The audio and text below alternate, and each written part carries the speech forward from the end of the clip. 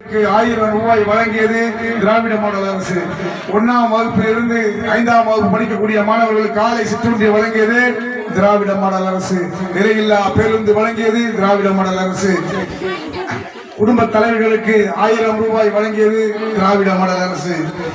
அதுபோல பல திட்டங்களை, இல்லம் தேடி கல்வி, மக்களை தேடி மருத்துவம், பல திட்டங்களை செய்து முடித்த அரசு திராவிட மாடல் அரசு.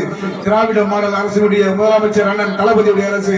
இன்றைக்கு திருவொற்றியூர் வளர்ச்சிக்கு பாத்தீங்கன்னா 2006 இருந்து 2011ஆம் ஆண்டு தான் நம் நெஞ்சமெல்லாம் நிறைஞ்சிருக்கக்கூடிய ஐயா கலைஞர் அவர்கள் இருந்த போது கொண்டு வந்த திட்டம் தான் பல திட்டங்கள்.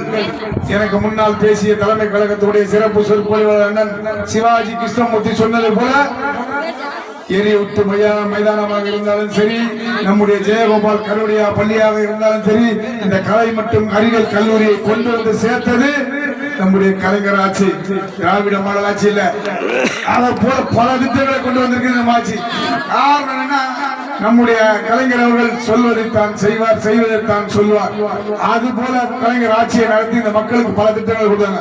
அதற்கு பிறகு வந்த ஆட்சி அம்மையார் ஜெயலலிதா ஆட்சியாக இருந்தாலும் சரி, எடப்பாடி ஆட்சியாக இருந்தாலும் சரி.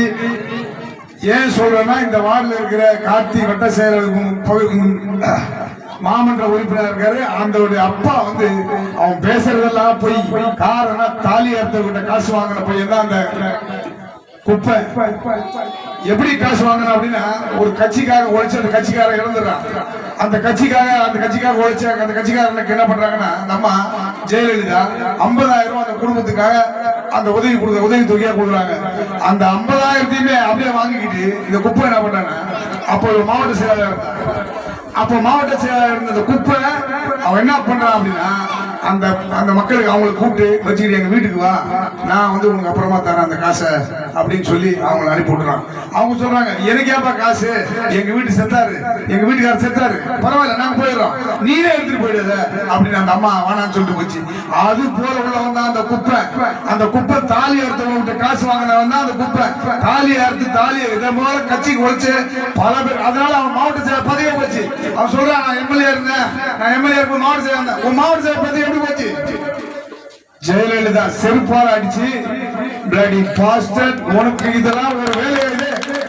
நான் கொடுத்த கட்சிக்காக உழைச்ச காசு, கட்சிக்காரன் கொடுத்த காசை நீ வாங்கி எடுத்துக்கிட்டு நீ போய் பண்ண உன மாவட்ட செயலர் உனக்கு அடுத்த உன் காரை பிடிக்கிட்டா.